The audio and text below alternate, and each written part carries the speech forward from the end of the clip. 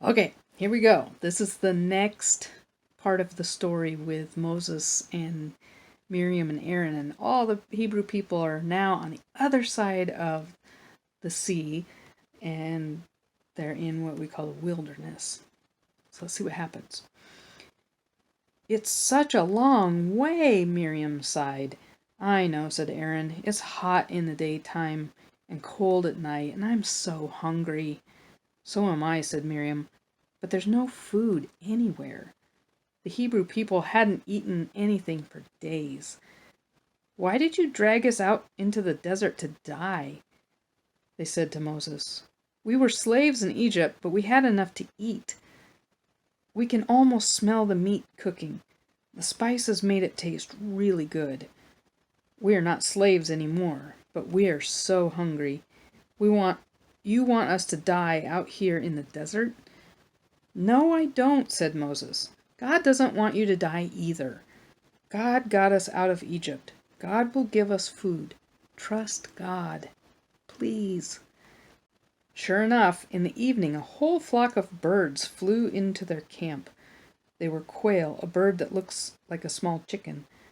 They make a funny quack-cackoo, I don't know if I said that right, kind of noise.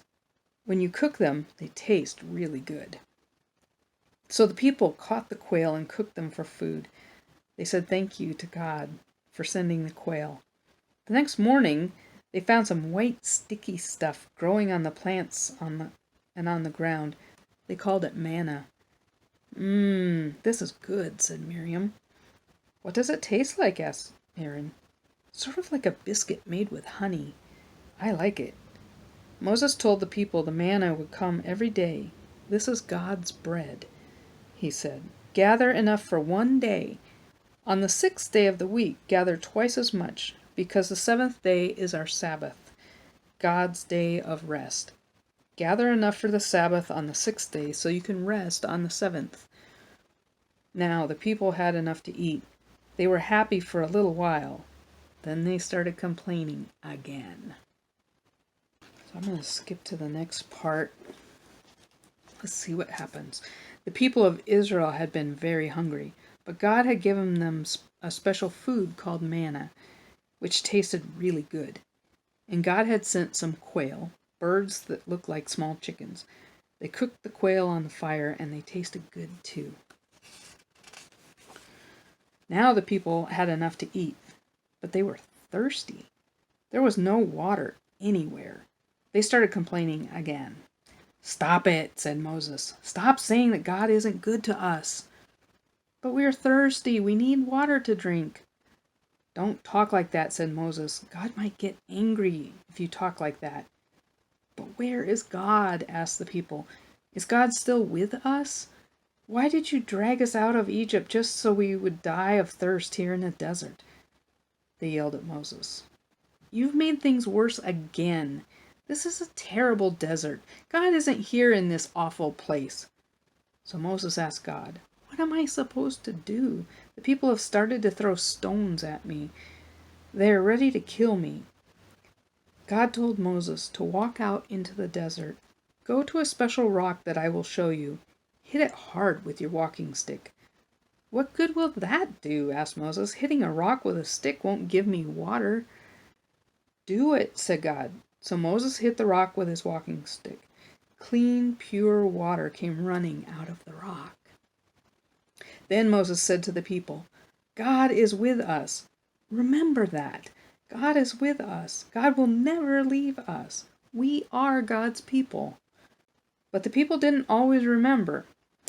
It's hard to remember that God cares about you when you're hungry and thirsty and tired and hot and homesick. That's the end of the story. So here's these people. They're grumbling because they're hungry and they're thirsty. But God continues to give them what they need to survive. God is with them. Our part of creation today is food and water. And if we think about all the plants that provide food for us and the different kinds of animals that we eat. And that we have water. We get our water usually from the sink, but that water comes from the mountains here. The snow that falls in the mountains, then when it melts in the spring and summer and goes down the rivers, it gets collected and put into big reservoirs. They call them big tanks, holding places for our water. And then our water goes through a process to make sure it doesn't have germs in it. And then it comes through the pipes to our sinks. So we still get our water from nature. So it's really important for us to take care of nature, to take care of the forests and the mountains, so that our water stays clean and we can continue to have water. All right. That's our story for today. Wondering if you're going to draw me a picture of what happened in the story, or maybe your favorite food. All right. Can't wait to see it. Bye.